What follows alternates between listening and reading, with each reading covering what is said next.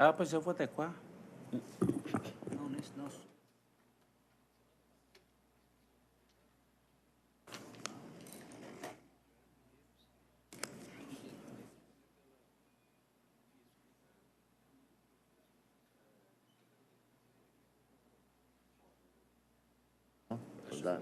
Vou dar revelia nela.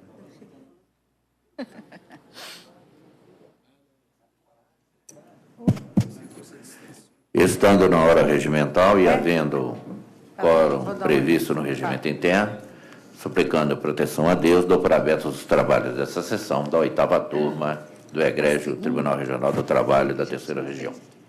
Cumprimento os colegas julgadores, a representante do Ministério Público, senhores advogados, servidores, e coloco de imediato em discussão e votação a ata da sessão anterior. À falta de objeção, tenho a ata por aprovar. Algum tipo de registro?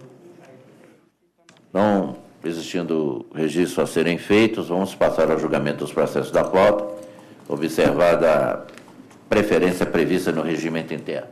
Havendo sustentação oral à distância, a senhora secretária fará o pregão pertinente. Pauta de 8h31, processo de número 20 da pauta de 8h31. Processo de número 10.979/96 de 2016. Processo proveniente da 19ª Vara do Trabalho de Belo Horizonte. Recorrente, MS Logística S.A. E recorrido, o Arley dos Reis Figueiredo. Relator e presidente, excelentíssimo desembargador César da Silva Peçanha. Segundo votante, excelentíssima desembargadora Ana Maria Morim Rebouças. E terceiro votante, excelentíssimo desembargador José Marlon de Freitas. Para sustentação, direto do foro de Juiz de Fora, a doutora Cássia, pela reclamada recorrente. Eu indago da doutora Cássia Andréia da Costa Tarouco se está nos escutando e visualizando. Sim, excelência. Bom dia a todos. Bom dia, doutora. Bom, quem vai presidir o presente julgamento é o desembargador César da Silva Peçanha, a quem eu transfiro a presidência. A ilustre procuradora cumprimenta, desejando bom dia, e Vossa Excelência tem a palavra pelo tempo regimental. Excelentíssimo senhor presidente, demais componentes dessa mesa julgadora, ilustre representante do Ministério Público, bom dia. A sentença condenou a reclamada ao pagamento de adicional de insalubridade em grau máximo. Contudo, carece de reforma a sentença de primeiro grau. Em primeiro lugar, porque o juízo de primeiro grau rejeitou o pedido de esclarecimentos periciais formulados pela reclamada, por entender que tratavam-se de quesitos suplementares. Ocorre que o que a reclamada requereu foi apenas esclarecimentos dos esclarecimentos que já haviam sido prestados pelo perito, e não quesitos suplementares propriamente dito. Noutros termos, as perguntas formuladas pela recorrente surgiram diante da manifestação do próprio perito. Como se não bastasse, a resposta aos esclarecimentos solicitados pela recorrente solidificaria ainda mais o acervo probatório dos autos, possibilitando um julgamento real, o que não houve. Por isso, a reclamada requer a nulidade da sentença para retorno dos autos à origem, para que o perito possa esclarecer os pontos controvertidos e assim ser proferida uma nova sentença. Mas se acaso não for este o entendimento de vossas excelências, certo é que ainda assim a sentença carece de reforma. É porque o magistrado de primeiro grau não poderia ter acolhido o laudo pericial, vez que o perito não procedeu à análise nem das fichas de registro dos EPIs e nem tampouco logrou especificar os períodos em que o reclamante estaria, em tese, exposto aos agentes insalutíferos. Quanto ao agente ruído propriamente dito, as informações contidas nas fichas de EPIs comprovam o fornecimento de 12 protetores auriculares, existindo inclusive uma situação de perda no qual a reclamada efetuou a reposição de imediato. Vale frisar que todos os equipamentos entregues, todos os protetores auriculares entregues, possuem certificado de aprovação válidos, sendo que todos eles reduzem o ruído para abaixo de 85 decibéis. Portanto, ao contrário do que afirmou o perito, houve sim a entrega efetiva dos EPIs com a periodicidade e eficácia necessária para neutralizar o agente ruído, o que não poderia a sentença ter deferido adicional de insalubridade em comentário. Quanto ao agente químico, os agentes declinados no laudo, ao contrário também do que entendeu o perito, a reclamada forneceu, dentre outros, luvas nitrílicas, luvas de raspa, baqueta, PVC, máscara semi-respiratória, mais de 150 vezes, creme protetor, macacão, que em conjunto são suficientes para neutralizar o agente insalubre em questão. Como se sabe, as luvas nitrílicas e o creme protetor são 2 dos EPIs vocacionados à proteção contra os agentes químicos. Portanto, a sua utilização pelo reclamante, conforme demonstrado na ficha de EPI, vai de encontro com a sentença, até mesmo porque o perito deixou de registrar que o reclamante, durante a perícia, foi questionado sobre o recebimento, a fiscalização do uso dos EPIs, o treinamento para o uso de EPIs e se havia ainda disponibilidade de substituição caso fosse necessário. E o reclamante respondeu positivamente a todas essas questões. Com efeito, na esteira do raciocínio da súmula 80 do TST, o fornecimento regular de EPI e a supressão da exposição a agentes deletérios pelo seu uso contínuo é capaz de afastar o direito ao adicional de insalubridade, como é o caso dos autos. Por isso se pede reforma para a sentença, porque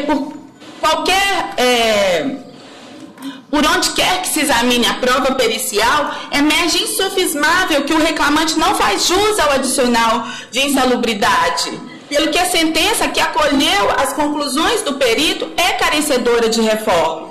Quanto às demais questões, a recorrente se reporta às razões recursais, requerendo que seja dado provimento ao recurso patronal por ser medida de direito e de inteira justiça. Muito obrigada. Aqui é uma preliminar inicialmente de CC de defesa, e a Luz Procuradora manifestou-se sobre essa questão, foi fiel aos fatos, só falta um detalhe. De fato, há um pedido de esclarecimento, e o juiz indeferiu, e a reclamada insiste, portanto, que haveria de ser defesa. Só que tem um detalhe, quando teve a audiência de instrução, folha 450, foi logo após o deferimento. O deferimento foi as folhas 441, a reclamada pediu a reconsideração, folha 444, 447, foi indeferida as folhas 448. Aí, as folhas 450 foi realizada a audiência de instrução com a presença das partes. Não teve qualquer protesto da reclamada quanto ao ponto em questão. Eu estou entendendo, portanto, a discussão foi encerrada sem qualquer protesto. Portanto, encerrada a instrução sem qualquer protesto da parte, eu não vislumbro como tratasse de CC de defesa que não. Portanto, respeitosamente, eu estou negando o provimento. Há uma preliminar de dispendência reclamada em função de ação coletiva. Eu aplico o entendimento que é majoritário nessa egregiatura no TST, que a existência de ação coletiva não impede o ajuizamento e o prosseguimento de ação individual. Eu estou rejeitando. E a questão do adicional de insalubridade, pleiteado o adicional de insalubridade, foi determinada a perícia. Veio a perícia que é devido por 2 agentes, agente ruído e agente químico. E o perito entendeu que os EPI fornecidos não foram suficientes. A reclamada insiste nessa tese, portanto, porém, eu não vislumbro nos autos nenhum elemento de prova que autorize desconsiderar o laudo pericial. Eu estou negando o provimento. Há uma outra questão, que é em relação aos honorários periciais. O valor foi fixado em R$ 1.500, mantida a condenação da reclamada, ela é responsável pelo pagamento, e quanto ao valor, entendo que ele está compatível com o trabalho realizado, estou negando o provimento. Questão de dedução e compensação, num comprovado pagamento de parcela ao mesmo título, descabe falar em dedução e compensação.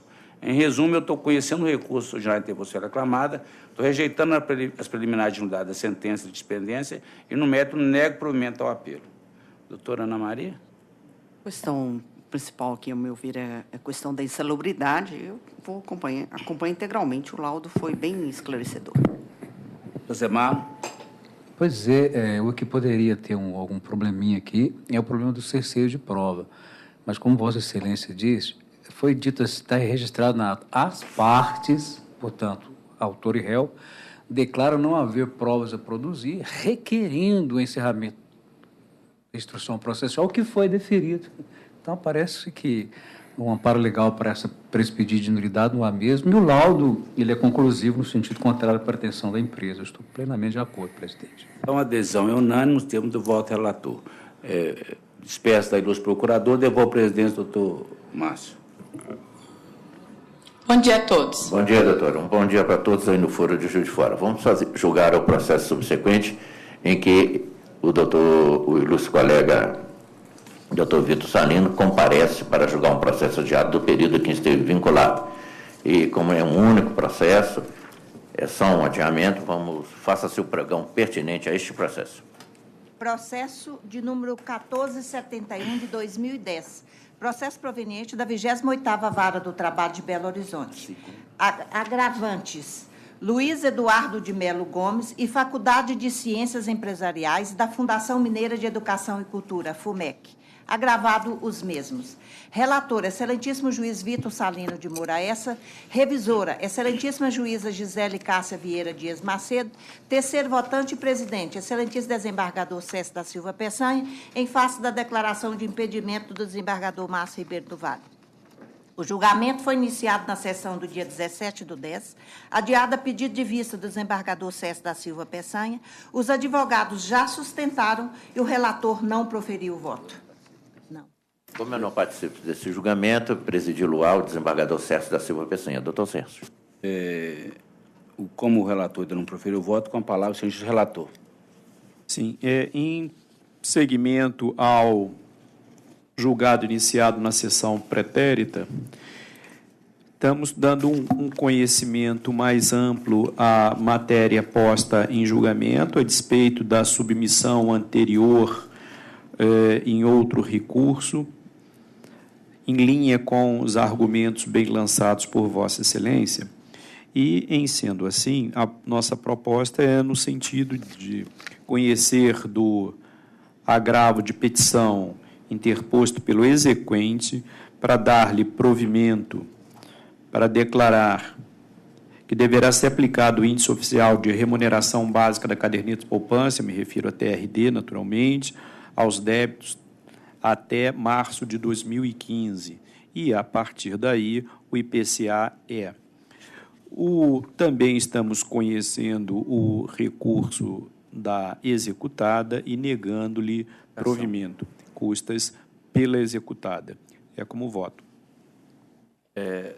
O relator fez uma adequação no seu voto, então está conhecendo o agravo de petição pelo exequente e aí está dando-lhe provimento parcial. Não é isso? Para determinar o IPCA-E. E negando o provimento da agravo de petição executada. Doutora Gisele? Estou de acordo. Tá, eu também tinha uma pequena ponderação, mas o relator já adequou o voto e, portanto, a conclusão é essa. Deu o provimento parcial ao agravo de petição do exequente e negou o provimento ao do reclamado. Assim se decide, então, por unanimidade, em cima do voto do relator. Bom, terminada a participação do doutor Vitor Salino de Moraes, ele fica com liberdade para permanecer ou se dirigir ao gabinete e está substituindo por outro gabinete. Efetivamente, eu sei que tem muito trabalho à sua espera. Fica à vontade, doutor. É verdade. Eu agradeço a preferência, agradeço imensamente a todos os componentes e levo o meu abraço ao desembargador Marlon, com quem não convivi neste período, lamentavelmente, mas fui também muito bem aquinhoado por sua juíza convocada no período, doutora Gisele, os demais integrantes da turma. Agradeço pelo acolhimento fraterno, pelo esse convívio respeitoso e levo de muito bom grado as lições que aqui aprendi. Engrandece a minha formação, é uma turma que, conforme já lhe expus em outras oportunidades, orienta a minha judicatura pela lucidez, pela segurança que oferece nas decisões. Eu acompanho a jurisprudência desta 8ª turma com muita reverência, com muita admiração.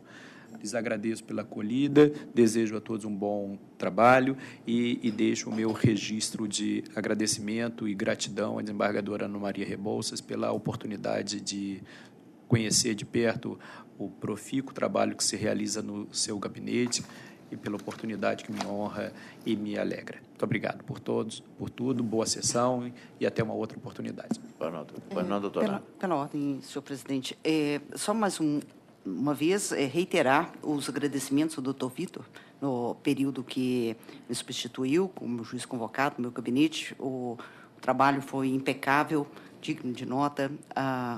Os servidores que atuam ficaram com uma admiração muito grande pelo seu trabalho e o convite, né, quando possível, retornar. Né? Então, será muito bom. Muito obrigada. Pois não, doutor Sérgio. Eu gostaria de aderir à manifestação de Vossa Excelência, doutor Ana. O doutor Vitor, a primeira vez, pelo menos, que eu lembro que participa nessa turma, e, de fato, ele contribui muito para os bons andamentos do trabalho, sempre solícito e atendendo às ponderações e também releva um elevado saber jurídico que muito acrescenta em cima dessa turma. Portanto, eu gostaria de aderir à manifestação de Vossa Excelência, doutora. Nós já nos manifestamos na sessão passada, na última vez em que o doutor Vitor atuou, ele ficou só com esse processo adiado, e já havíamos registrado a admiração que nutrimos pelo doutor Vitor, a certeza de que ele é um dos nossos grandes componentes no primeiro grau e que, efetivamente, no futuro vai ser um dos grandes componentes desse tribunal, é óbvio, na sequência da carreira, né? E nós agradecemos a participação, a atuação equilibrada que ele teve conosco aqui na turma e que, no futuro bem próximo, ele possa retornar para nos ajudar nos julgamentos. Então, um bom dia, doutor Vitor. Obrigado. Até a próxima. Perfeito. Registre-se a adesão do Ministério Público. Vamos ao pregão do processo subsequente. Faça-se. Pauta de 8h30, processo de número 32 da pauta de 8h30, processo de número 11.229.44 de 2016, processo proveniente da 33ª Vara do Trabalho de Belo Horizonte. Recorrentes, Daniele Bom Sucesso da Silva e Banco Itaú Consignado S.A. e Interfale Serviços de Limitada. E recorrido os mesmos. Relator, excelentíssimo desembargador Márcio Ribeiro do Vale. Segundo votante, excelentíssimo desembargador César da Silva Peçanha. E terceiro votante, excelentíssima desembargadora Ana Maria Amorim Rebouças. Para sustentação, a doutora Mônica, pela reclamada recorrente, pela Interfale. É um processo grande e eu já estou decidindo a matéria, evidentemente, observando a atual posição do Supremo Tribunal Federal, inclusive com conotação de repercussão geral. Eu vou ler a conclusão e a ilustre advogada, se achar que é necessário, até defendendo a reclamada Interfale, ou Interfale? Interfale. Perfeito? Então, se ela achar necessário, ela poderá fazer a sustentação que lhe é de direito. Eu estou conhecendo dos recursos interpostos, porque estão recorrendo tanto a reclamante Daniele, o Banco Itaú e a Interfale. Conhecendo dos recursos interpostos, rejeitando uma preliminar de ilegitimidade passiva do banco reclamado, arguído em seu apelo. No mérito, estou dando parcial provimento ao apelo dos réus, o banco e a Interfale, para 1, reconhecendo a licitude da terceirização e que o vínculo de emprego em debate formou-se exclusivamente com a empresa prestadora dos serviços, excluir a condenação do Banco Itaú de retificar a CTPS da reclamante, bem assim para extirpar a condenação ao pagamento dos direitos inerentes à categoria bancária, quais sejam diferenças salariais pela inobservância de piso e reflexo, indenização substitutiva de benefício de auxílio-refeição, auxílio-cesta, alimentação, 13ª cesta, indenização por participação em lucros dos resultados da categoria bancária, adicional de horas extras, na forma que estou explicitando o voto, excluindo ainda a condenação ao pagamento do intervalo do artigo 384, aqui estou fazendo uma exclusão parcial, porque o 384 foi reclamado tanto em função dos bancos, como também da empresa prestadora, e tem prova nos autos que, em algumas hipóteses, ela realmente acabou trabalhando a partir das 8 horas. Então, estou mantendo os 15 minutos do 384 no que concerne ao excesso dessas 8 horas quanto a Interfale. Então, excluir a condenação ao pagamento do intervalo do artigo 384 quando o labor não excedeu a 8ª hora, mas mantendo a condenação ao pagamento do intervalo, conforme se apurar pelos cartões de ponta, em relação aos dias em que o labor excedeu a 8ª hora. A responsabilidade do Banco Itaú consignado pelo pagamento da parcela é apenas subsidiária. Estou excluindo da condenação o pagamento de multa convencional e desprovendo o recurso adesivo da reclamante. Estou reduzindo o valor da condenação ao valor quase que ínfico de R$ 2.000, com custo de R$ 40. Se a lista advogada quiser, pode sustentar. Bom dia, grande turma. O voto era a pretensão realmente da recorrente. Com relação ao 384, realmente existe algumas horas extras, então o voto nos atende. Perfeito. Doutor Sérgio? Estou acompanhando. Doutora Ana? Acompanho. Então, julgamento unânime, segundo o Obrigada. voto do relator. Bom dia, doutora. Pregão, processo seguinte. Continuamos na pauta de 8h30, processo de número 15 da pauta de 8h30. Processo de número 10.383.41 de 2018. Processo proveniente da 2ª Vara do Trabalho de Belo Horizonte. Recorrente, Manuel Gilvânio Fernandes Souza. E recorrido, Coach Serviço Limitada e Pitágoras, Sistema de Educação Superior, Sociedade Limitada. Relator, excelentíssimo desembargador Márcio Ribeiro do Vale. Segundo votante, excelentíssimo desembargador César da Silva Peçanha. E terceiro votante, excelentíssima desembargadora Ana Maria Amorim Rebouças. Para sustentação, a doutora Simone, pelo reclamante recorrente. A ilustre e respeitada advogada doutora Simone Rodrigues de Moraes está sustentando pelo reclamante recorrente. Isso. É isso? Isso. Tudo bem. Se for necessário, eu lhe dou a palavra. É um procedimento sumaríssimo e que eu estou, evidentemente, examinando a questão inadmissibilidade. É uma discussão interessante nesse processo, atinente se houve ou não afronta ao princípio da unirrecorribilidade, se teria havido 2 recursos ou não. O que aconteceu? O processo, a sentença foi proferida quanto aos interesses do reclamante.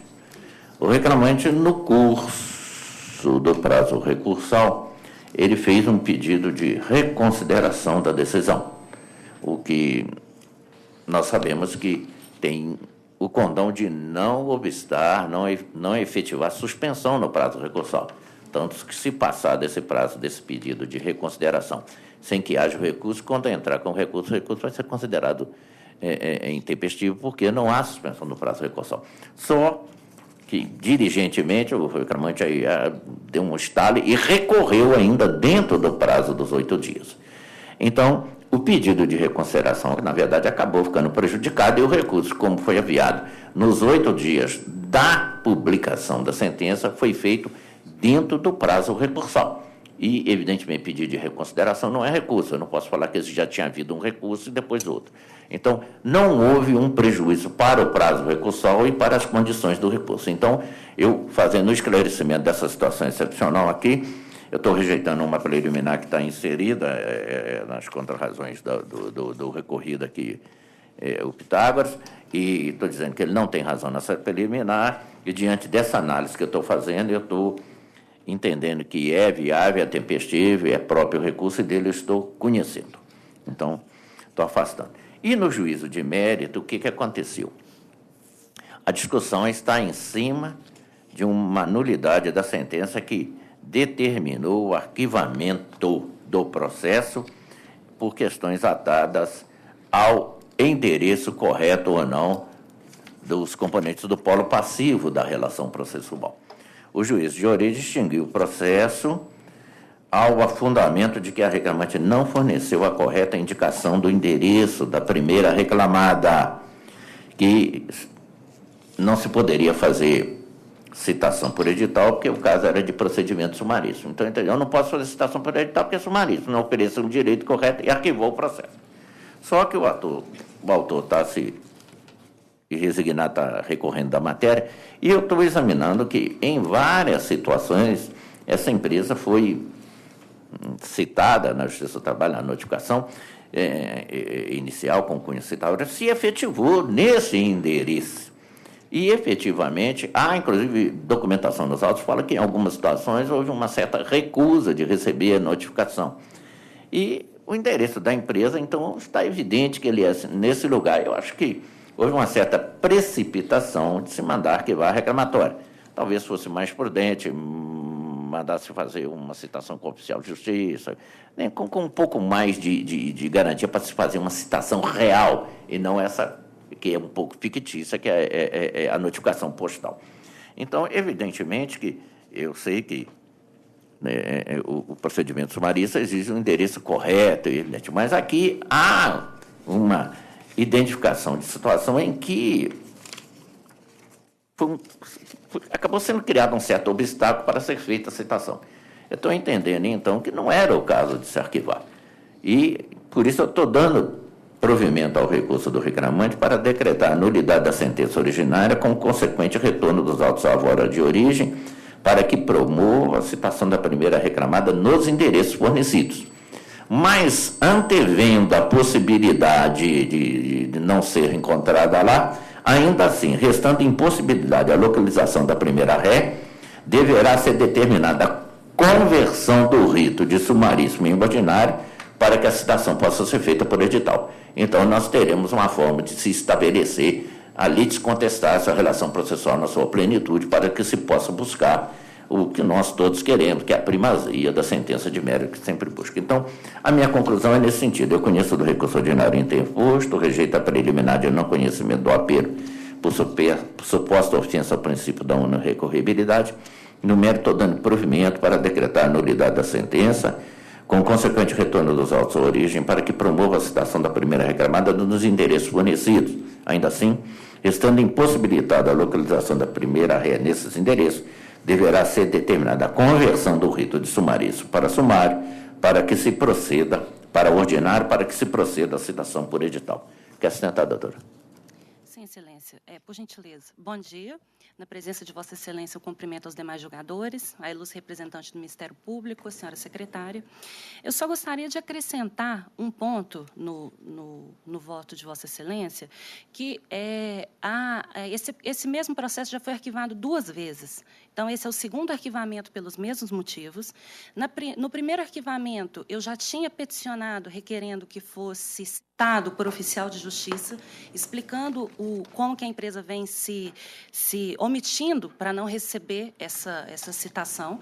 E aí, nesse primeiro processo, foi citado por oficial de justiça e a empresa constou como se ela tivesse mudado.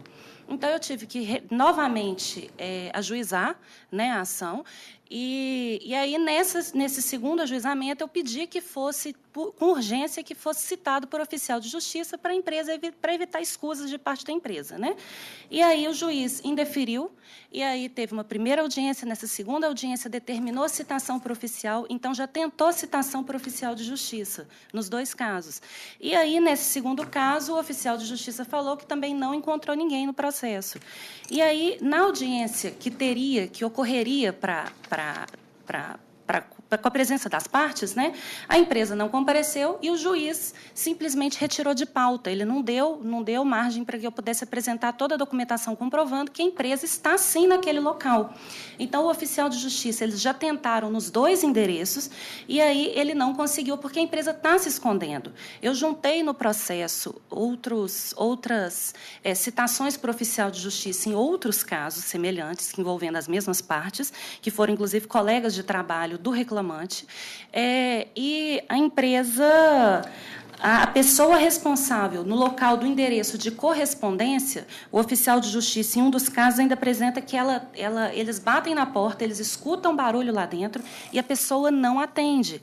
Então, na semana que seria a audiência, que o juiz optou por retirar de pauta e dar a sentença no mesmo dia, sem comunicar as partes de que o faria, eu juntei também uma procuração da empresa, da Coach Serviços, em que ela dá poderes para uma procuradora representá-la numa audiência que teve na semana subsequente e ela compareceu. Então, a citação foi feita no mesmo lugar que o oficial de justiça está falando que ela mudou e através da procuradora. Então, eu agradeço o voto de Vossa Excelência, levar em consideração tudo que foi apresentado, só que eu gostaria de acrescentar também que, se possível, que tentasse a citação através dessa procuradora, que está devidamente constituída nos autos em outros processos.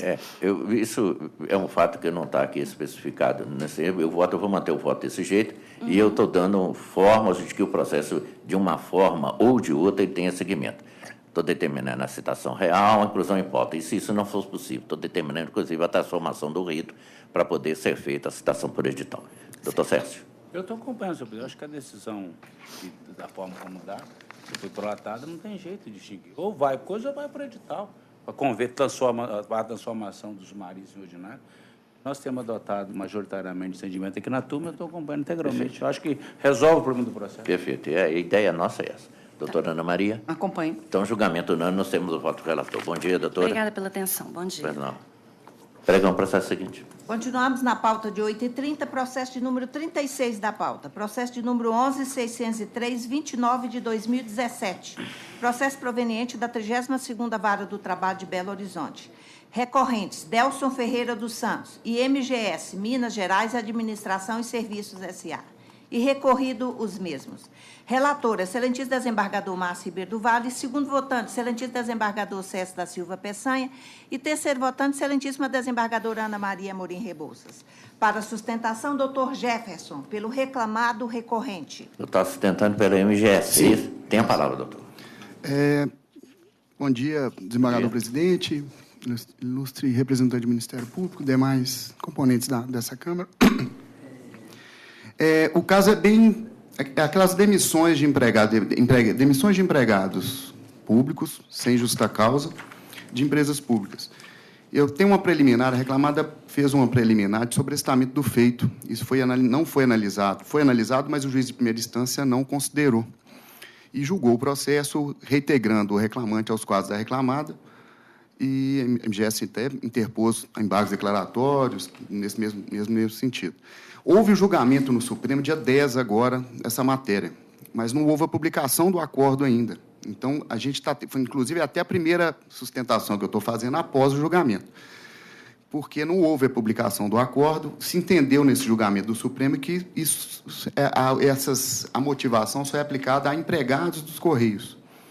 Então, a MGS está pedindo preliminarmente a suspensão e, no caso, que seja provido o recurso, tendo em vista que houve a motivação, está bem esclarecido dentro da matéria recursal. É o que se pede a reclamar. Perfeito. Esse processo, ele vem aqui da 10ª Vara do Trabalho de Belo Horizonte e a sentença julgou parcialmente procedente aos pedidos formulados pelo reclamante Delson Ferreira dos Santos, em face da MGS, que, inconformada, recorreu, e o reclamante também interpôs recursos. Eu estou na admissibilidade, conhecendo dos dois recursos. Quanto ao sobrestamento do feito, ele está vinculado à ação cautelar 3669-PI, que tem como relator o ministro Barroso. E consta da conclusão da cautelar que a matéria está atada aos recursos extraordinários, que efetivamente ficariam suspensos, não estão vinculando as ações tramitando em primeiro grau, não. E, de qualquer forma, em razão dessa situação, e mesmo, sobretudo, pelo julgamento, eu não vejo razões para poder obstaculizar que se atinja o mérito da matéria. Então, eu estou afastando essa questão do sobrestamento pretendido pela MGS. O mérito dessa questão, a empresa se insurge contra a decisão que declarou nula a dispensa do trabalhador, determinando a sua reintegração e o pagamento dos salários correspondentes, mais consectários do período de afastamento. Não, sabidamente, essa matéria está vinculada à norma da Carta Magna, né, o artigo 41 que nós tínhamos lá, e temos lá. E no começo, lá no TST, nós começamos até a julgar de uma maneira um pouco... Eu estou dizendo, nós julgamos, porque estava em substituição naquela época, lá quando isso começou a ser questionado, aí por volta do ano 2000, por aí, 1999, por aí. E havia uma aplicação um pouco meio indiscriminada desse artigo 41 e as dispensas eram efetivadas mesmo nas contratações feitas através de concurso público regido pela CLT sem nenhuma motivação.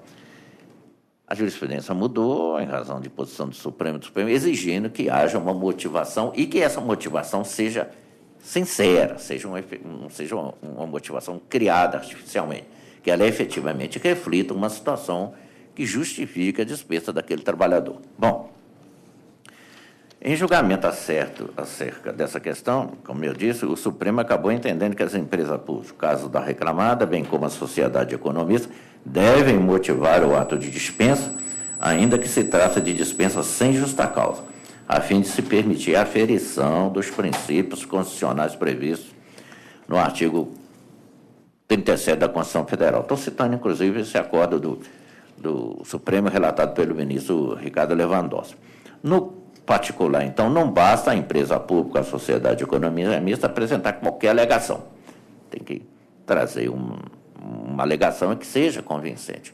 O nosso tribunal mesmo aqui acabou uniformizando essa matéria e acabou sendo traduzida na súmula 57 aqui do tribunal, que diz o seguinte: específica da MGS, empregado público da MGS, empresa integrante da administração pública indireta do Estado de Minas Gerais, dispensa. É obrigatória a motivação do ato de dispensa do empregado público da MGS, observado devidamente procedimento administrativo. Incumbe à MGS o ônus de provar os motivos alegados para a dispensa, inclusive a extinção do posto de trabalho e a impossibilidade de recolocação profissional sob pena de nulidade do ato administrativo. Não. Diante desse fundamento, se conclui que é evidentemente indispensável a motivação. Em caso, nas razões defensivas, a dispensa do autor, segundo a MGS, teria sido motivada pela necessidade de restauração do COLOP. O que é isso?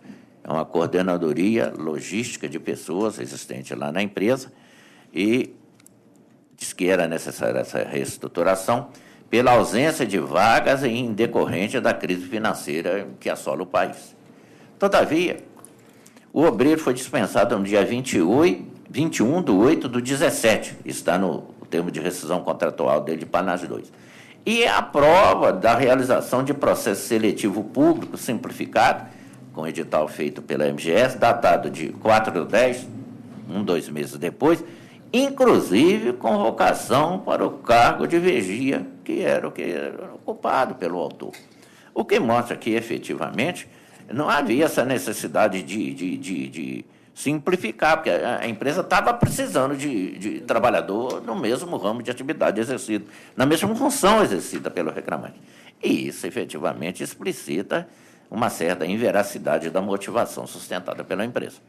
Então, eu estou entendendo que a empresa deixou de comprovar a existência sincera de motivos alegados para a demissão do empregado, diante desses fatos. Consequentemente, no caso específico desses autos, não tendo comprovado os fatos que ensejaram a motivação suficiente para o ato de dispensa, impôs-se declarar a nulidade do ato praticado, não havendo qualquer violação aos artigos 41 e 173 da Constituição. Estou citando decisões dessa mesma turma nesse sentido, inclusive do desembargador Sérgio e de alguns juízes convocados que brilhantemente atuaram em julgamentos nesse tribunal.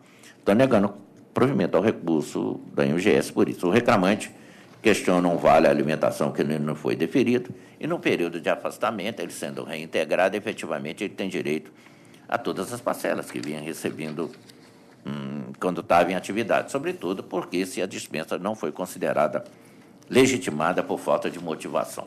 Então, eu estou dando provimento. Conheço dos recursos, pois, tanto do reclamante como reclamada, nego provimento ao da ré e provejo do reclamante para acrescer a condenação ao pagamento de vale alimentação do período que eu especifico. Estou mantendo o valor da condenação. Doutor Sérgio. Senhor presidente, eu estou acompanhando integralmente a questão da medida cautelar, quando ela foi num embargo de declaração para dar efeito suspensivo ao ED, mas mandou suspender só, pelo que eu também entendi, como relator, o recurso ordinário. E o recurso ordinário foi julgado agora, dia 10. Então, não tem mais que falar em suspensão, porque já foi julgado. Aí a questão agora é de mérito. Eu estou acompanhando integralmente o voto de Vossa Excelência, senhor presidente. Doutora Ana Maria. Também acompanho. Então, julgamento unânime, nós temos o voto do relator. Bom dia, bom trabalho. Bom dia, doutor. Obrigado pela sua atenção. É verdade, falou que tem que... Pregar um processo seguinte. Pauta de 8h31. Processo de número 38 da pauta de 8h31. Processo 15.0900, 48 de 2009. Processo proveniente da primeira vara do trabalho de Uberaba. Agravante, Lilian Sintra de Souza. E agravados, Márcio Gonçalves Pereira dos Santos, Eduardo de Oliveira, Ítalo de Oliveira Gonçalves, Aloísio Gonçalves, DL Supermercados Limitadas e Ariana Aparecida Costa Carvalho. Relator e presidente, excelentíssimo desembargador César da Silva Peçanha. Segundo votante, excelentíssima desembargadora Ana Maria Morim Rebouças. E terceiro votante, excelentíssimo desembargador José Marlon de Freitas. Para sustentação, doutor Alex, pela reclamante agravante. Doutor César presidindo. Só uma correção. Quem está recorrendo aqui não é reclamante, não, é a executada. Vossa Excelência está pela executada, agravante? Sim, Excelência. Tá. Pela senhora Lilian Sintra. Ô, Railda, só para retificar aí, doutora Railda, para retificar, o procurador, ele tá, não é pela reclamante, não é pela agravante, é executada. Aqui é uma questão de penhora de valor depositado crédito de poupança. A matéria já é por demais conhecida, eu vou direto à conclusão e depois eu, pela necessidade, dou a palavra. Eu estou conhecendo o agravo de pessoa interposto pela executada Lília Sintra de Souza e, no mérito, eu estou dando provimento para determinar a liberação dos valores bloqueados na conta poupança da agravante junto à Caixa Econômica Federal, com respectiva devolução do valor constrito que se encontra à disposição do juízo. Os procuradores, se desejar, tem a palavra. Me permite aguardar eventual divergência, Excelência? Perfeitamente. Doutora Ana? Um registro, porque eu acolho pedidos de eventuais, pedidos de penhora até mesmo em salário. Mas eu faço uma ponderação sobre valores e, aqui, neste caso, é uma pensão, e essa pensão um valor inferior a 2 salários mínimos, e esse valor da pensão ele era repassado diretamente a esta poupança, um valor, né, bloqueado de 5 mil e pouco. Então, em decorrência dessa análise que eu faço com relação aos valores, eu acompanho o voto. Aqui ela se aposentou de R$ 1.154 o valor depositado na poupança. Doutor Zé Mário? De acordo. Então, a decisão, então, é unânime, doutor, no termo do voto relator. Obrigado, Excelência. Bom dia a todos. Bom dia. Bom dia. Eu vou, presidente. Pregão. Continuamos na pauta de 8h31, processo de número 7 da pauta de 8h31. Processo de número 10.131.05 de 2017. Processo proveniente da 10ª Vara do Trabalho de Belo Horizonte. Recorrentes, Lucilene Cláudia de Sá e Banco do Brasil S.A. E recorrido os mesmos. Relator e presidente, excelentíssimo desembargador César da Silva Peçanha. Segundo votante, excelentíssima desembargadora Ana Maria Morim Rebouças. E terceiro votante, excelentíssimo desembargador José Marno de Freitas. Para sustentação, doutor Johnny, pela reclamante recorrente. Exato. Doutor César presidindo. Bom dia a todos. É o 7 da pauta. Não tinha, doutor. É o 7 da pauta. 7 ao 10.131? Isso. Doutor, o voto é longo, são 54 laudas, eu vou adiantar a conclusão, para ver se facilita para Vossa Excelência. É o 10.131, Lucilene, não é isso? Meu voto é no sentido de conhecer dos recursos ordinários interpostos pelas partes. No mérito, dar provimento parcial ao recurso ordinário interposto pelo reclamado para declarar que a prescrição quinquenal incide sobre as parcelas relativas às horas extras, assim consideradas a 7ª e 8ª horas diárias, anteriores a 3 de fevereiro de 2012, quinquênio anterior à data de julgamento da presente reclamatória. Também dou provimento parcial ao recurso interposto pelo reclamante para a. Determinar como fator de correção monetária a aplicação do índice oficial de remuneração básica da crédito de poupança RD até o dia 24 de 3 de 2015 e o índice de preço ao consumidor amplo IPCAE a partir do dia 25 de 3 de 2015. B. Declarar competência de trabalho para apreciar o pedido de incidência das parcelas salariais da apresentação sobre as contribuições devidas a previ. C. Determinar ao reclamado que proceda ao reparo das contribuições a previ, incidentes sobre as parcelas de natureza salarial, deferidas por meio da apresentação nos moldes previstos no regulamento da previ, conforme se apurará a liquidação, ocasião que deverá ser apurada e deduzida a quota parte devida pelo laborista. D. Acrescer a condenação do reclamado o pagamento dos reflexos de auxílio alimentação em FGTS nos períodos em que as normas coletivas, CT, CCT ou sentença normativa não estipularem expressamente a natureza indenizatória do benefício a ser apurado em falha de liquidação conforme normas coletivas constantes nos autos, observando a pressão trintenária. E. Determinar a integração das gratificações semestrais no cálculo das horas extras, conforme se apurar nos conta-cheques, respeitado o período imprescrito. F. Acrescer a condenação do reclamado o pagamento reflexo do anuênio das horas extras referidas na licença-prêmio e abono de solidariedade. G. Acrescer a condenação do reclamado dos reflexos dos anuênios deferidos na respeitável sentença na indenização recebida a título de prêmio pecúnia e na indenização plano de aposentadoria incentivada, PAI, conforme se apurar a liquidação.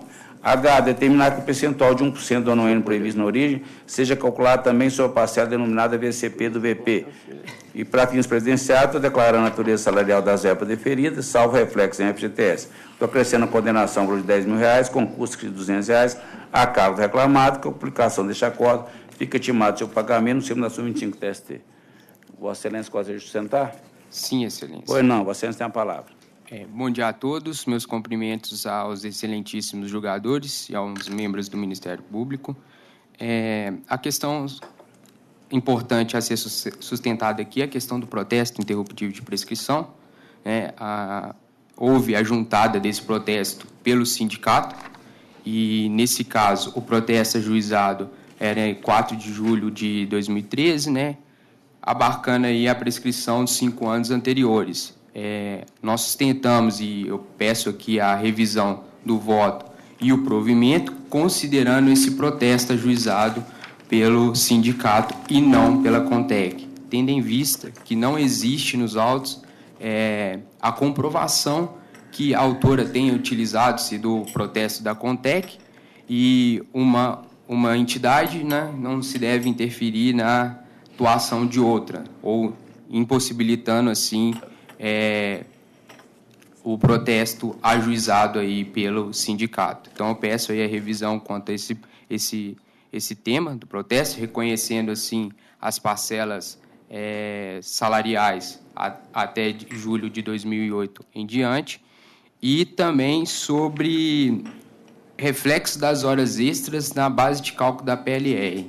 Nesse caso, eu cito aqui a cláusula 8ª do acordo coletivo da PLR, que foi juntado às folhas 1175 dos autos digitais sobre o ID 6DD 995C, onde demonstra que a base de cálculo ela é composta pelo salário paradigma da empregada. E, no final desse acordo, existe também nas folhas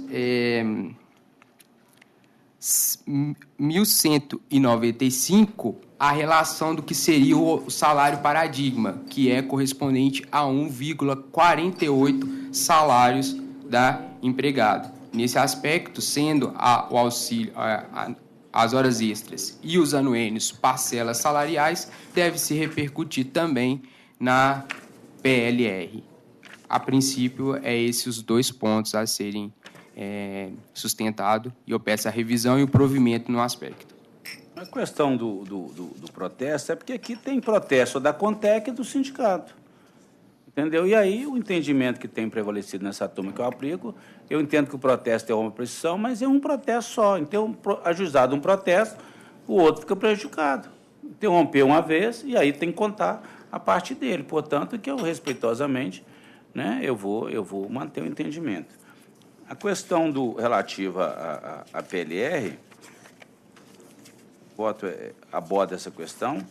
Eu entendo, o entendimento que eu tive é de que não há reflexo. Portanto, eu vou respeitosamente manter o meu entendimento.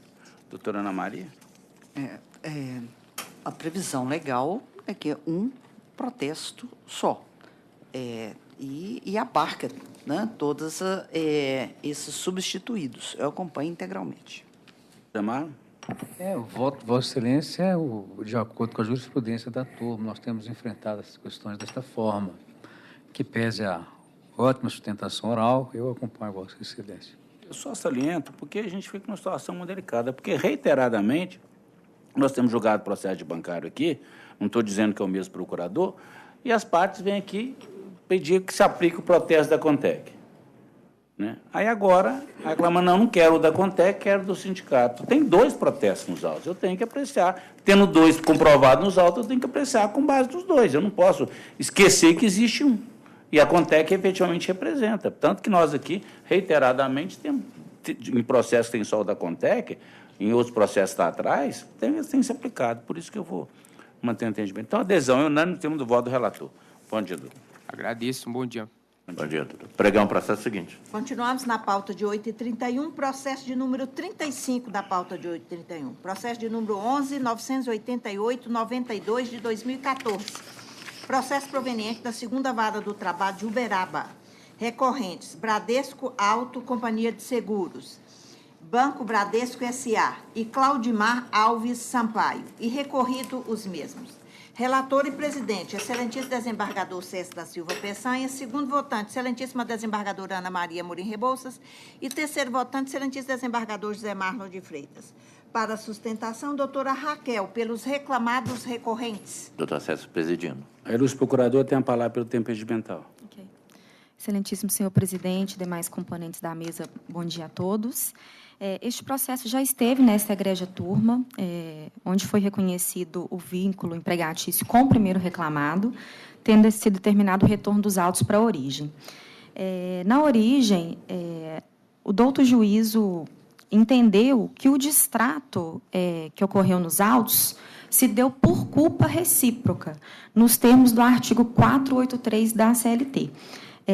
As reclamadas entendem que não há sequer qualquer um dos requisitos do 483 para que se considere uma culpa recíproca, tendo em vista que há um distrato assinado nos autos pelas partes, documento este que não foi impugnado pelo reclamante.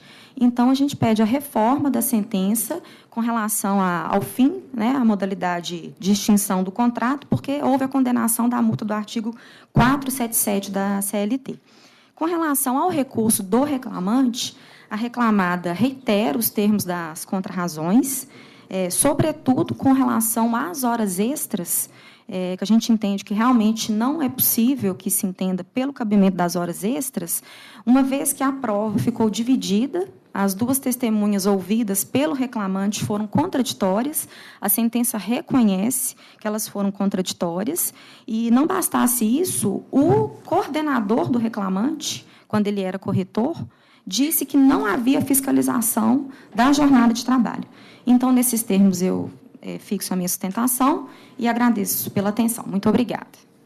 Aqui, esse processo, na verdade, já veio 2 vezes aqui. Ele veio a primeira vez, que o juiz não quis ouvir testemunha, o processo foi anulado para voltar para ouvir testemunha, porque ele tinha entendido que não precisava de testemunha e pronto. Aí voltou. Voltou, o juiz falou que não tinha vínculo de emprego, lá na primeira instância. O processo volta aqui de novo. Essa turma reconhece o vínculo de emprego. Aí voltou lá e o juiz agora, com base no vínculo de emprego conhecido, julgou o processo. Aí tem um recurso primeiro do reclamado, e aí eu estou arguindo a preliminar de ofício aqui, a questão relativa ao reconhecimento do vínculo de emprego e nulidade do acordo operacional, ela já foi decidida por esse tribunal, portanto, nós estamos aqui impedidos de reapreciá-la. Aí a matéria, evidentemente, deve ser objeto de apreciação, se for o caso, em eventual recurso de revista, se admitido for. Porque nós já apreciamos, não tem que apreciar de novo. Uma preliminar de legitimidade ativa, a matéria confunde-se com mérito, eu estou rejeitando.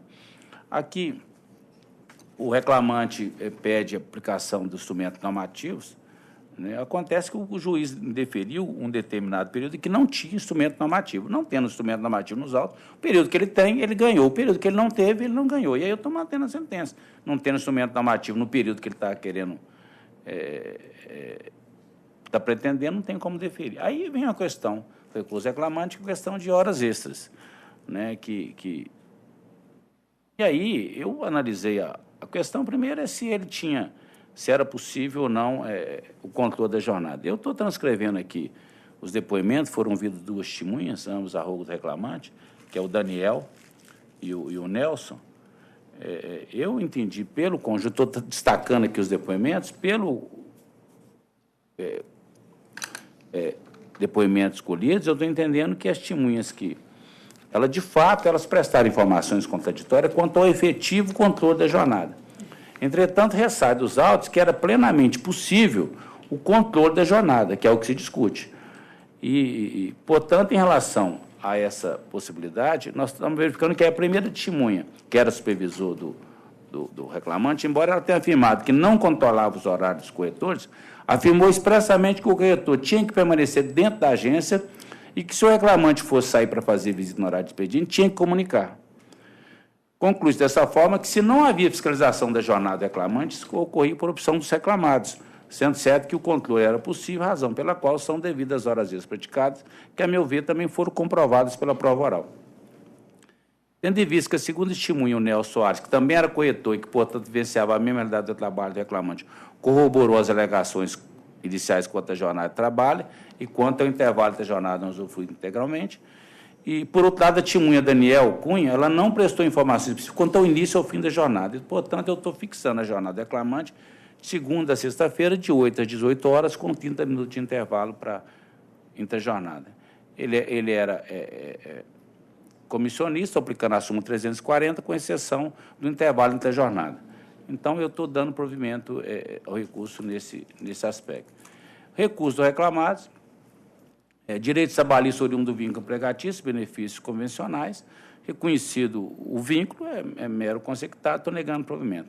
A questão da cessação do contrato de trabalho, que é a dos procuradores sentou da tribuna, o juiz entendeu que teve um distrato aqui, e o juiz entendeu que havia culpa recíproca, então, um distrato. Eu, data máxima vênia, analisando esse processo, ante o reconhecimento do vínculo de emprego entre as partes, e não havendo prova alguma do reclamante no seu encerramento, onde que incumbiu o empregador, eu estou entendendo que seria devido ao pagamento integral das verbas históricas, considerando a dispensa imotivada. Acontece que o reclamante não recorreu.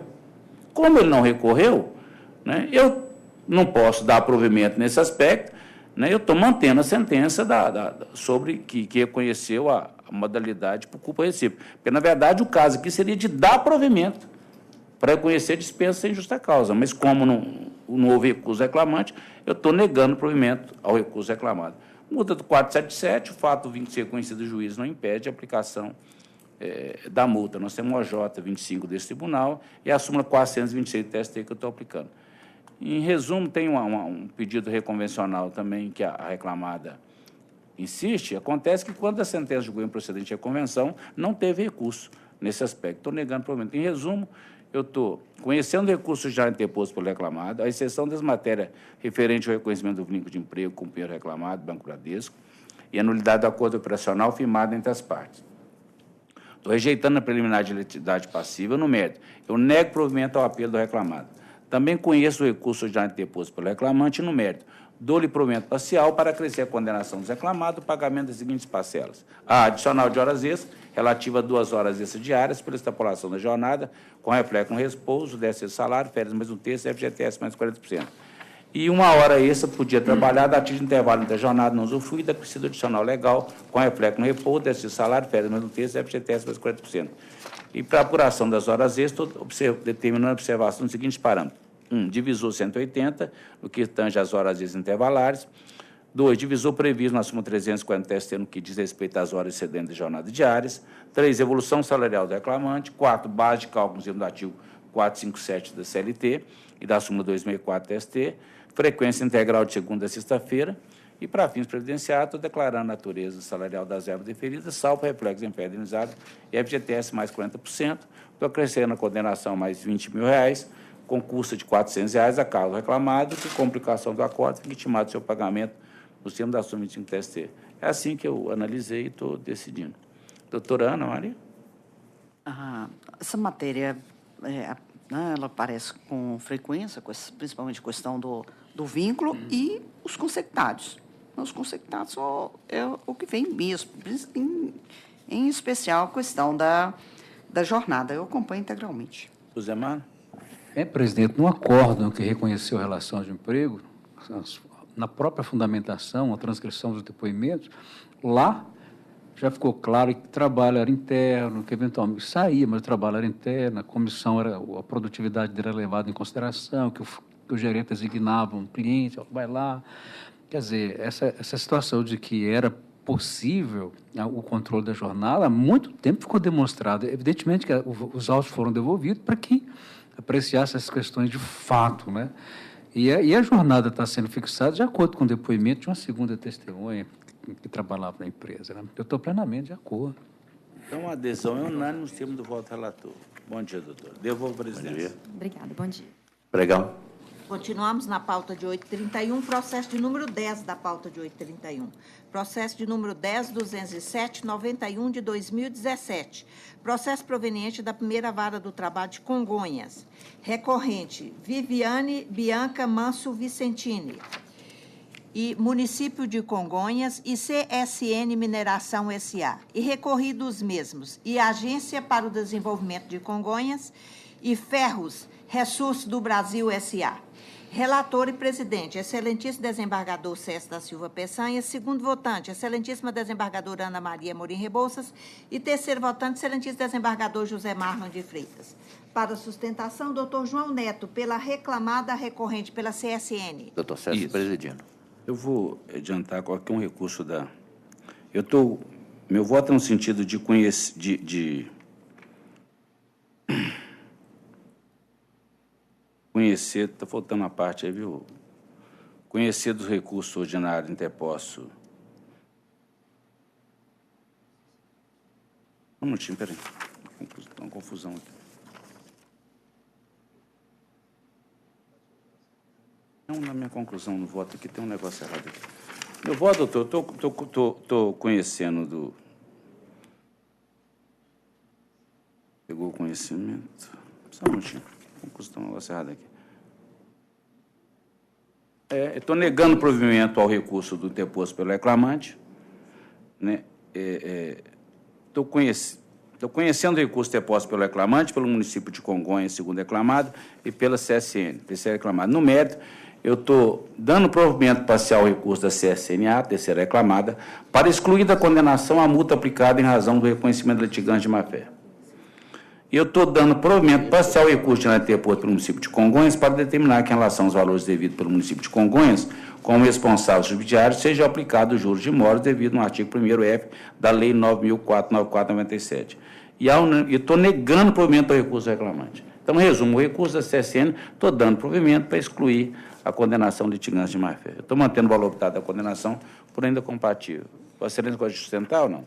Excelência, bom dia a todos. Vou aguardar a eventual divergência. Ok. Doutora Ana? Eu acompanho. Doutor Zé Mar? Estou acompanhando. Okay. Assim se decide no segundo voto relator. Depois eu faço a... Obrigado e bom dia. Perfeitamente. Aqui na Pregão, processo seguinte. Pauta de 8h33. Só quer fazer...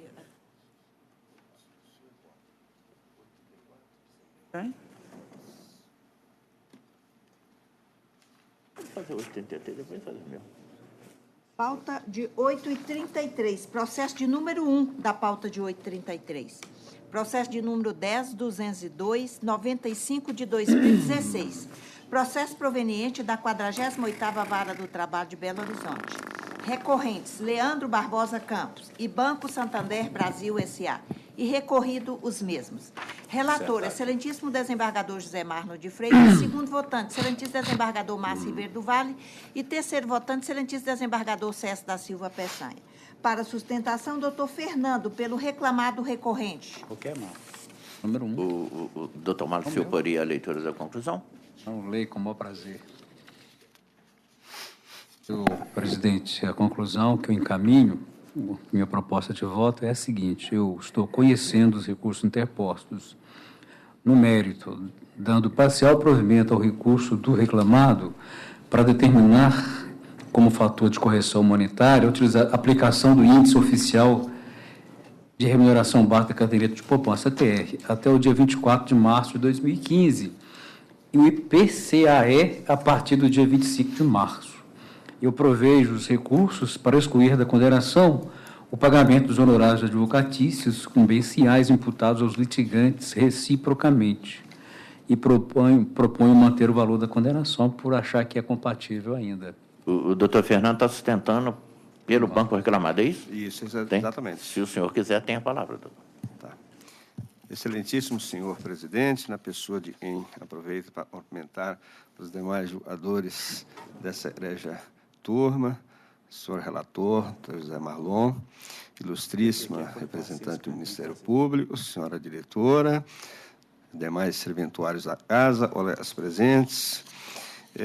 Data vênia do entendimento do voto condutor, era o reclamado apresentar e manter as suas razões de recurso tendo em vista, no seu entendimento, a equiparação salarial deferida pela primeira instância, diante do quadro fático, probatório e também decorrência da prova documental existente nos autos, merecia provimento, porque, no entendimento do recorrente, não se encontra preenchido todos os requisitos do artigo 461. E aí vem alguns aspectos interessantes. Apesar de exercerem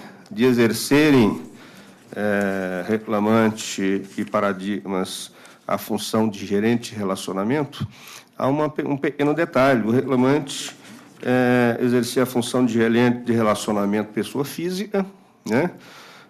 E os paradigmas, não obstante também pessoas físicas, existia um segmento dentro do banco chamado, denominado Van Gogh.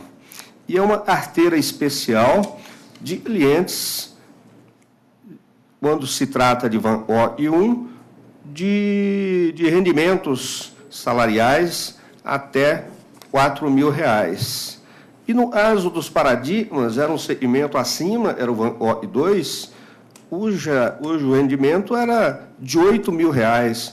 É óbvio, e um gerente administra uma carteira de clientes de R$8.000, ele precisa ter uma expertise, tanto para buscar esses clientes para o banco, quanto também para oferecer os produtos destinados a essa carteira. Enquanto o reclamante exercia a função de gerente de relacionamento, clientes especiais de até R$1.200. Então, por óbvio, que apesar de serem gerentes de relacionamentos, pessoa física, mas dentro das tarefas do dia a dia, a dificuldade maior era de um gerente Van Gogh. Então, nesse sentido, entende o recorrente, e para esses gerentes tinha que haver uma diferenciação, né?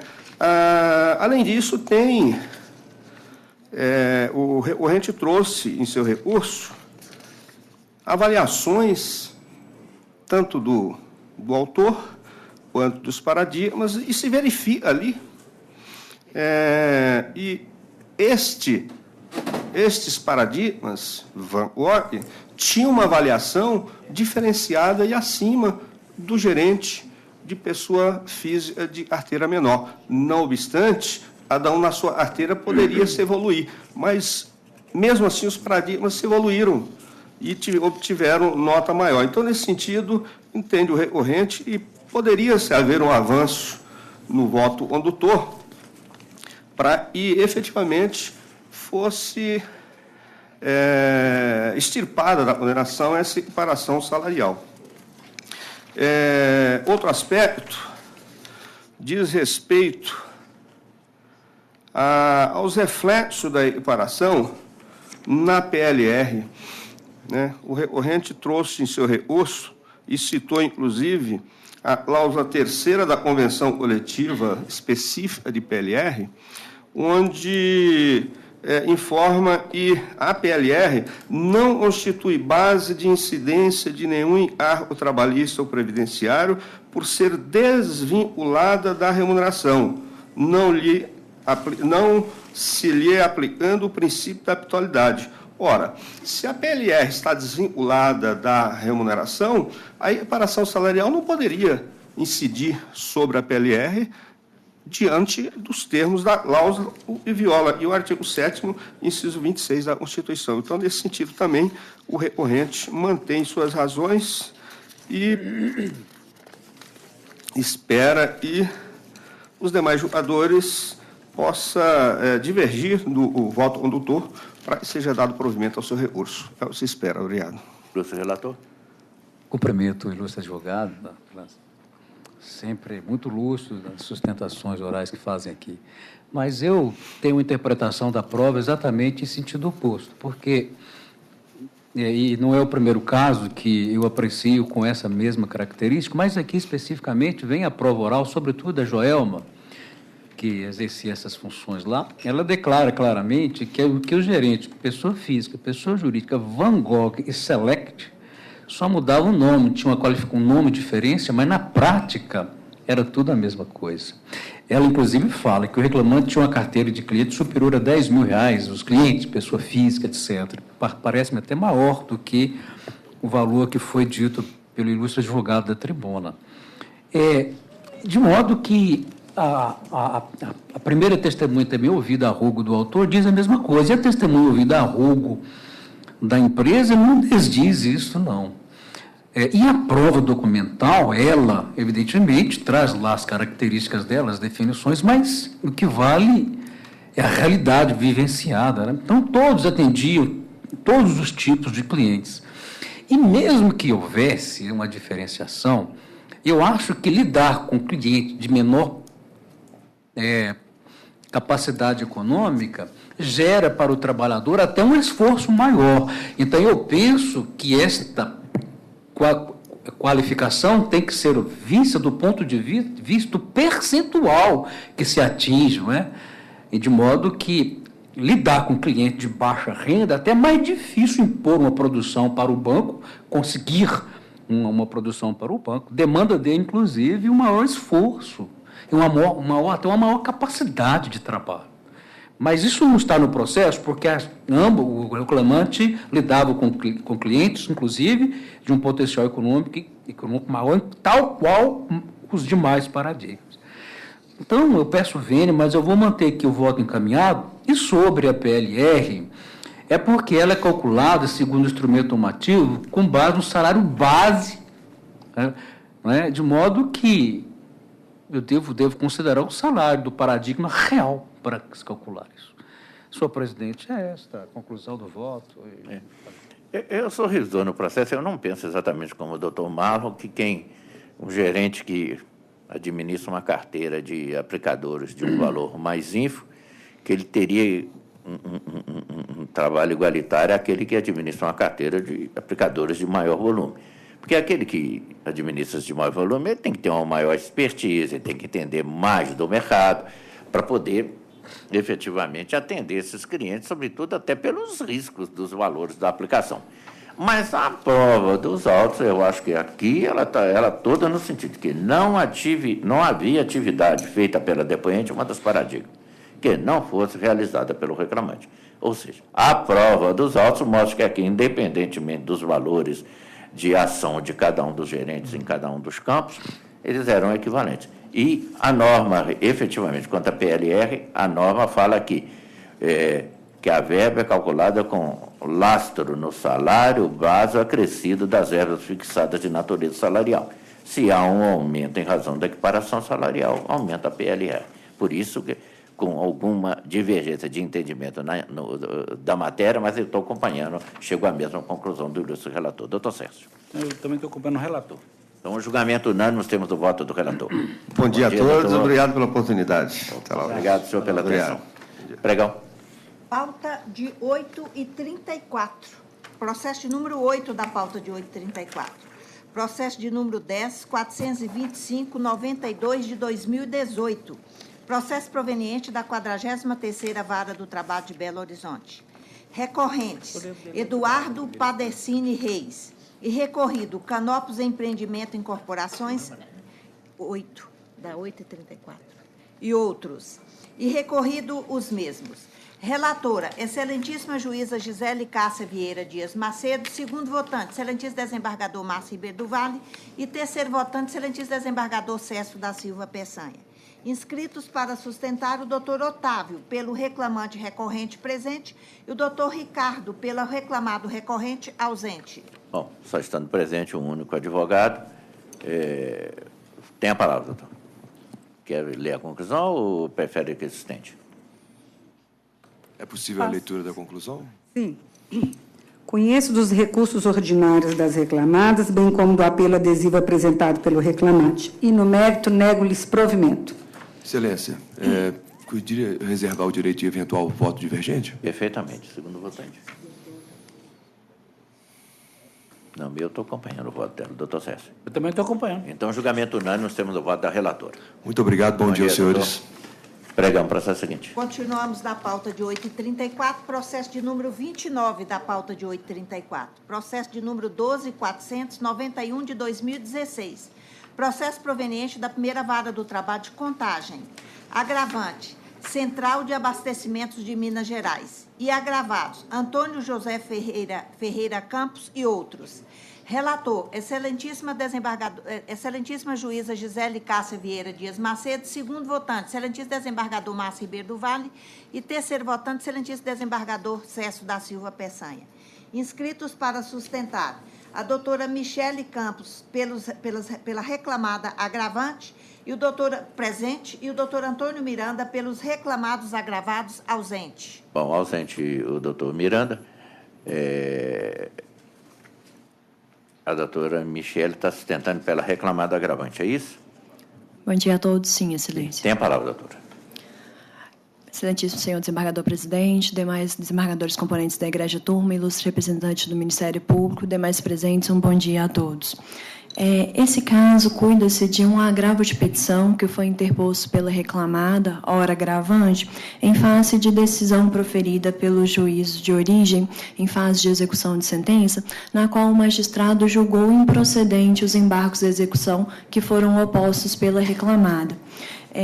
O juízo, ele julgou improcedente os embargos, a reclamada, entendendo haver contradição dessa decisão, opôs embargos de declaração, pedindo aclaramento, e o juiz, de primeira instância, ele entendeu que a sentença não padecia de aclaramento suscitado e manteve, então, a decisão tal como proferida. Ocorre que, conforme demonstrado pela agravante nos embargos à execução opostos, os autores, ora agravados, eles pugnaram pela declaração de nulidade da incorporação dos biênios, quinquênios e outras vantagens salariais para fins de enquadramento do PCS e, sucessivamente, pelo pagamento, então, de diferenças salariais que eles entendiam devidas. A decisão proferida na fase de conhecimento entenderam ter havido nulidade quanto à manifestação de vontade no ato de adesão ao plano de cargos e salários. Ele decidiu, demonstrando-se, ao entender do juiz, o vício de vontade no ato de adesão do PCS, declarar a nulidade da incorporação dos biênios, quinquênios, acasos recebidos e outras vantagens salariais para fim de enquadramento no PCS, determinando, então, o retorno das partes ao Estado coantes a esse enquadramento. Portanto, considerando a determinação da sentença de retorno ao status quo antes, o biênio ele deveria ser apurado a partir do salário base sem majoração decorrente do reenquadramento, porque a sentença condenatória ela determinou o restabelecimento.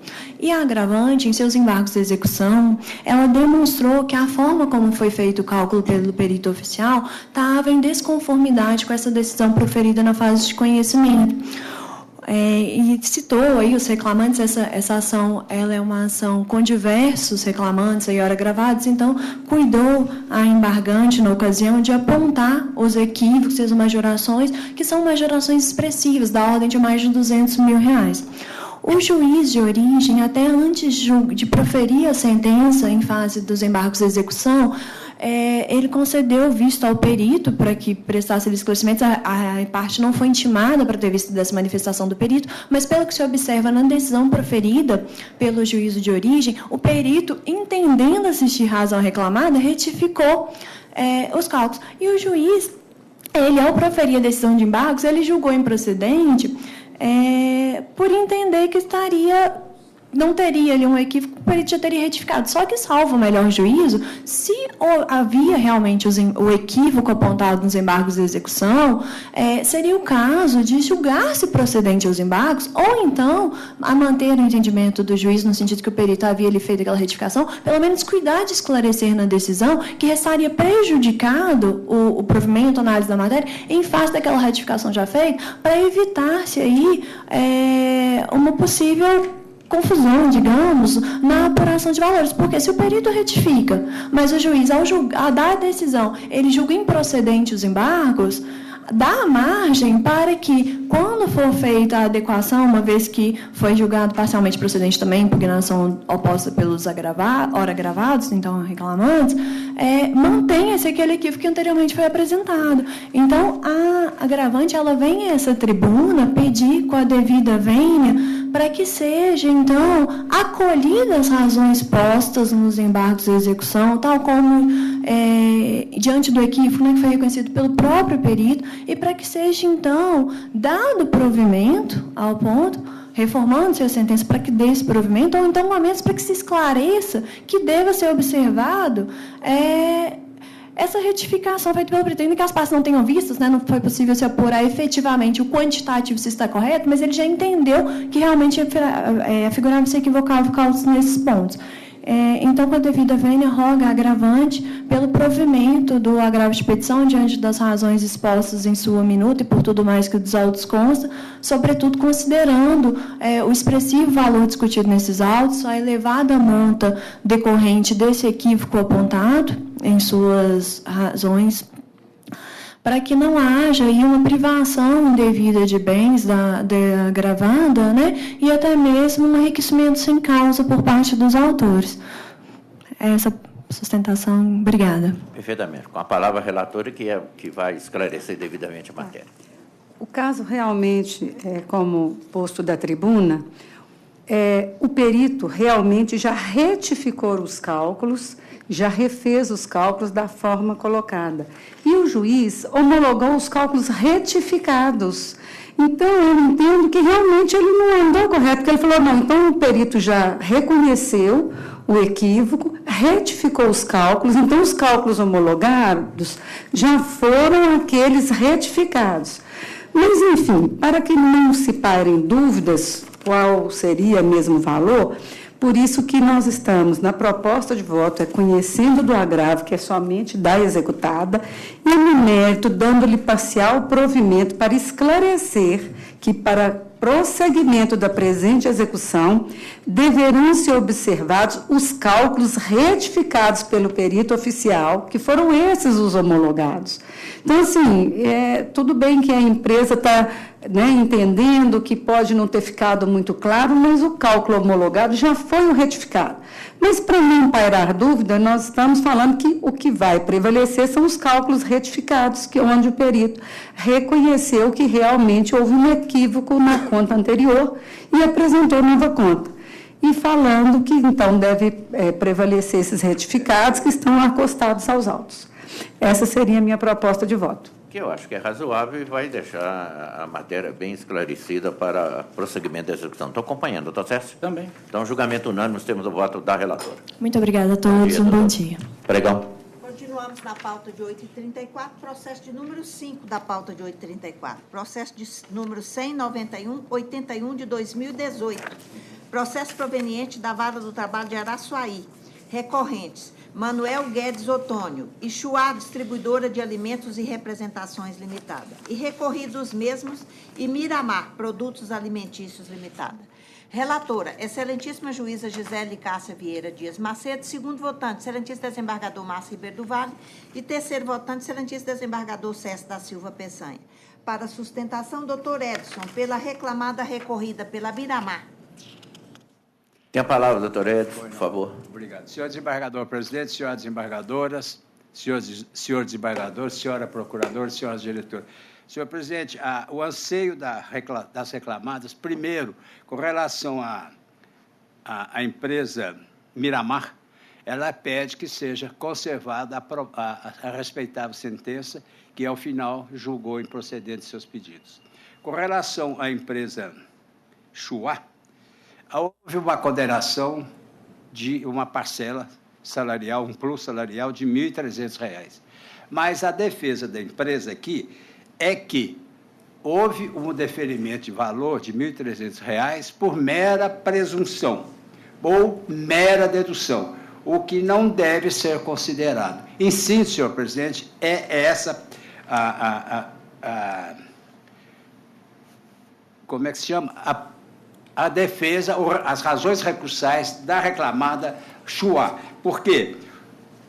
Foi observado pela respeitável sentença um depósito bancário em dinheiro entre os dias 1º e 10 o valor de R$ 1.300 e que, segundo o douto juízo, eram depósitos efetuados pela recorrente, pela empresa recorrente Chuá. Então, é o que diz a empresa, que esse depósito decorrente para se incluir como remuneração do empregado era mera dedução do outro juiz.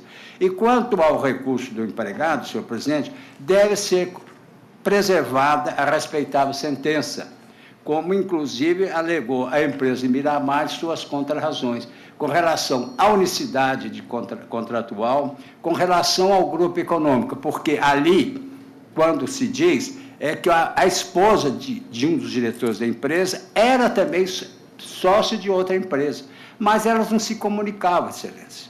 Não havia uma interposição ou uma subordinação de uma empresa a outra. Eram totalmente independentes. E também quanto à jornada de trabalho, porque a respeitável decisão chega a dizer que as alegações do autor com relação à jornada beiram ou chegam a ser inverídicas. Então, espera-se, pois, senhor presidente, que seja provido o recurso da empresa Chuá, mantida a exclusão a decisão da respeitável decisão que julgou improcedentes os pedidos da empresa Miramar e que, com relação ao apelo recursal do autor, que seja desprovido. É o que se espera e muito obrigado. Ilustre relatora, doutora Gisele. Com relação ao recurso da primeira reclamada, da Miramar, a gente está mantendo, né, que foi tudo improcedente mesmo.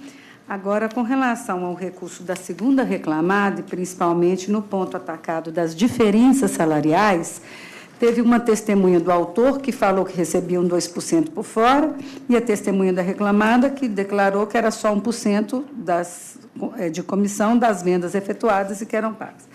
Mas aqui existem muitos extratos bancários, uma farta prova documental e que mostram pagamentos, valores médios aproximados na mesma data e com valores aproximados de R$ 1.300. Então, com base na prova documental, nós estamos entendendo que restou provada, sim, a alegação de um valor pago por fora. Então, a nossa proposta de voto, com relação aos horários de trabalho, nós também estamos entendendo, como o juiz de primeiro grau, que realmente não ficou comprovado controle de jornada, então estamos mantendo a sentença neste aspecto. E, em conclusão, a nossa proposta é: rejeito a preliminar arguída pelas reclamadas, conheço os recursos ordinários interpostos e, no mérito, nego provimento a ambos os apelos. Essa seria a nossa proposta. Pelo que está nas aulas, eu vou acompanhar, doutor Sérgio. Presidente, eu só tenho uma ressalva de fundamento no tópico do recurso reclamante quanto aos benefícios da justiça gratuita, porque eu faço a conjugação dos novos dispositivos, mas em consonância com a Lei 7.715/83, que ainda está em vigor, que é expressa que aprova, porque a lei nova fala que tem que comprovar, né? E segundo a Lei 7.715, ela é expressa. A prova da condição de miserabilidade é a declaração. Então, a Lei 7.715 não foi revogada. Mas aqui no caso dos autos aqui, eu estou entendendo que realmente o reclamante não tem. Então, só estou ressalvando o fundamento, só isso. Tudo bem. E de qualquer forma, porque não está tendo ônus também. Aqui só estou ressalvando o fundamento. Então, julgamento unânime com ressalva de fundamentos do doutor Sérgio quanto à justiça gratuita indeferida ao reclamante. Bom dia, doutor Edson. Senhor presidente, nós desejamos a Vossa Excelência, a doutora procuradora, as doutoras diretoras, os feriados muito felizes, cheios de alegria, cheios de paz. Deus quiser, doutora. O senhor também, tá? Tchau. Bom proveito. Pregão o processo seguinte. Continuamos na pauta de 8h34, processo de número 2 da pauta de 8h34. Processo 2107-65 de 2012. Processo proveniente da primeira vara do trabalho de Uberaba. Agravante, município de Sacramento. E agravados, Daniel Amuí Guterres e Matusalém Ferreira Júnior.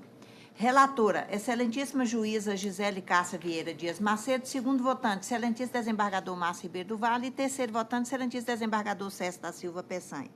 Para sustentação, doutora Renata, pelo reclamado agravante, pelo município. Sustentado pelo município, tem a palavra. Sim, doutora. excelência.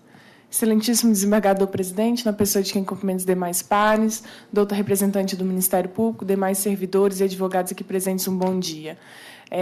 Eu estou aqui nessa data, sustentando pelo município de Sacramento, que foi condenado de forma subsidiária em primeira instância, e agora, já em fase de execução, o que se pleiteia aqui é que seja conhecido, por meio do agravo ora interposto, os embargos à execução propostos pelo município, uma vez que o que se entende é que no presente processo, na presente execução, a legislação ela não foi respeitada, uma vez que não foram esgotados todos os meios de se tentar executar o crédito trabalhista em questão. Trata-se de um crédito de valor expressivo e aqui, após tentado intimar a empresa para pagar essa execução, o juiz simplesmente determinou que o município, então, realizasse o pagamento da condenação, sem, no entanto, ter realizado a desconsideração da personalidade jurídica, o que se entende ser muito razoável no presente processo, né?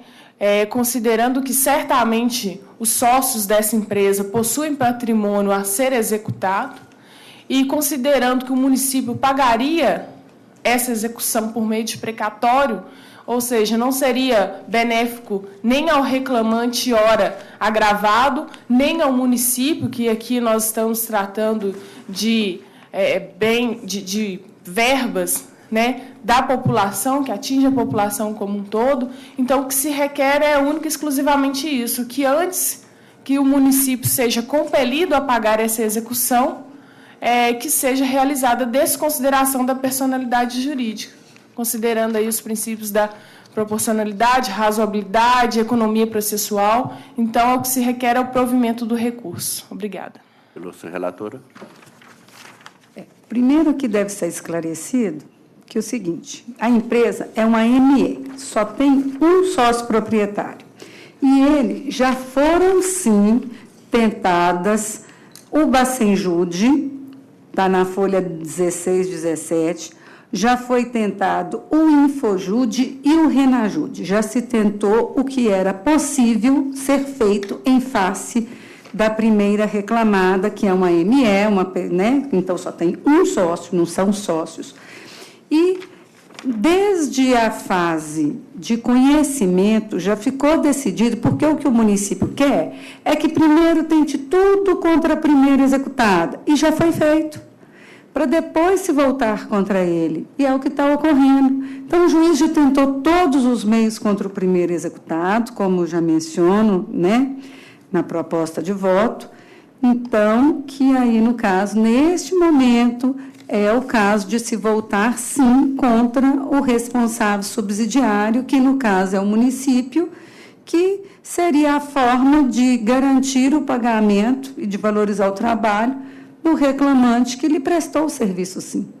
Então, a nossa proposta de voto é: conheço do agravo de petição e, no mérito, nego-lhe provimento. Eu voto de Vossa Excelência. Essa situação toda aqui, a discussão de você desconsiderar a personalidade jurídica, você faz isso quando você desconsidera, deixa de existir a pessoa jurídica, para você pegar os sócios que compõem aquela pessoa jurídica. Aqui só tendo um proprietário, ele é o CPF dele, quer dizer, já se fez Bacenjude, Renajude, tudo, essa atividade toda. Então, não se achou bem, se desloca por responsável subsidiário. O que não impede que esse responsável subsidiário, se nem em qualquer momento ele encontrar bem desse devedor principal, que ele tenha ação de regresso contra ele, no juízo próprio, se for compelido a pagar aqui. Evidentemente que a execução assim, deslocada para o município tem que ser feita por precatório, porque ou requisição de pequeno valor, dependendo do valor da liquidação. Mas, nessa situação aqui, não há como se fazer a desconsideração pretendida. Eu estou acompanhando a relatora, doutor César. Essa matéria já foi decisão já no tribunal aqui de ordem, não tem que ser... Eu estou acompanhando integralmente o voto, senhor presidente. Julgamento unânime, nos termos do voto da relatora. Bom dia, Obrigada, doutora. Excelência. Pregamos o processo seguinte. Pode ser o... Pode, 29, então vai. Um pedido de preferência no processo de número 29 da pauta de 8h30. Processo de número 11.039, 68 de 2017. Processo proveniente da 26ª Vara do Trabalho de Belo Horizonte. Recorrentes, Elizabeth dos Santos Salermo e Banco do Brasil S.A. E recorrido os mesmos. Relator, excelentíssimo desembargador Márcio Ribeiro do Vale. Segundo votante, excelentíssimo desembargador César da Silva Peçanha. E terceiro votante, excelentíssima desembargadora Ana Maria Amorim Rebouças. O pedido de preferência foi pelo doutor Iuri, pela reclamante recorrente. Bom, esse processo envolve a reclamante Elizabeth contra o Banco do Brasil. Ele vem da 26ª Vara do Trabalho aqui da capital, que julgou parcialmente procedente a reclamatória. As duas partes estão recorrendo, eu estou conhecendo os recursos. No recurso do réu, ele tem algumas preliminares. Primeiro, de incidência da Lei 13.467, a Lei da Reforma Trabalhista. Eu estou rejeitando a pretensão porque o vínculo entre as partes é anterior, a ação foi proposta em julho de 17, evidentemente, não há como se aplicar a lei aqui, sobretudo sobre questão de honorários de advocacia, de sucumbência. O banco ainda levanta uma nulidade por negativa de prestação jurisdicional, não houve, e no mérito o banco, primeiro, ele entra com a matéria prejudicial quanto à prescrição do auxílio alimentação, eu estou rejeitando, também de prescrição contra a doença ocupacional discutida nos autos, eu estou rejeitando, e quanto ao mérito dessa doença ocupacional, eu estou apreciando em conjunto os dois recursos, e o banco discute que não teria havido nenhuma responsabilidade dele, que seria mais questões degenerativas da reclamante, mas o perito que fez o exame médico nos autos, ele diagnosticou que no ano de 2011 a reclamante teve um problema de Lerdort e foi afastada de suas atividades, percebendo auxílio acidente num minúsculo período de 12/10/11 a 29/11/2011. Mas que houve nexo causal. Então, ele afirmou que, efetivamente, o trabalho acabou concorrendo para isso, tanto que ela recebeu auxílio acidente. Então, as conclusões expostas no laudo indicam que a atividade laborativa foi também responsável pela doença. Então, eu estou entendendo que existem os requisitos necessários para se falar em indenização. A discussão é quanto ao valor indenizatório, que a reclamante quer que sobe, o reclamante quer que sobe, só que o período da doença foi desse tamaninho. É muito minúsculo. Então, as dores e a limitação do trabalho ocorreram num período pequeno período de anos de 2011. E não há inaptidão atual para o segmento da vida. O laudo concluiu também nesse sentido. Então, eu estou achando que o valor arbitrado, inclusive, ele não pode ser no tamanho que foi. Estou rearbitrando em R$10.000 o valor. Estou deferindo assistência judiciária. No recurso da autora, ela quer receber auxílio alimentação. Em princípio, o auxílio tem mesmo natureza salarial, mas aqui, na admissão da autora, já existia a norma coletiva falando em natureza indenizatória. Então, não posso retificar. Quanto à correção monetária da discussão, estou determinando que se aplique na forma em que nós estamos decidindo, com incidência do IPCAE a partir de 25/3/15. A discussão atinente a honorários por perdas e danos, eu estou aplicando a súmula 37 nossa para entender que não é a hipótese, então. Em conclusão, eu estou conhecendo dos recursos, rejeitando aquelas preliminares todas que eu me referi, estou dando parcial provimento ao apelo obreiro para determinar a aplicação da correção monetária TRD até 24/3/15, e após IPCAE. E estou provendo assim, o apelo patronal para fixar em R$10.000 o valor da indenização por danos morais. Assim que estou decidindo. Doutor Sérgio. Presidente, eu acuso o recebente memorial do Banco do Brasil e eu estou acompanhando integralmente o voto de Vossa Excelência. Doutora Ana. Também acompanho. Então, decisão unânime nesses termos. Bom dia, doutor. Terminamos a sustentação. Tem algum advogado que não compareceu? Vamos julgá-los. Pauta de 8h31. Processo de número 8 da pauta de 8h31. Processo de número 10.132, 16 de 2000.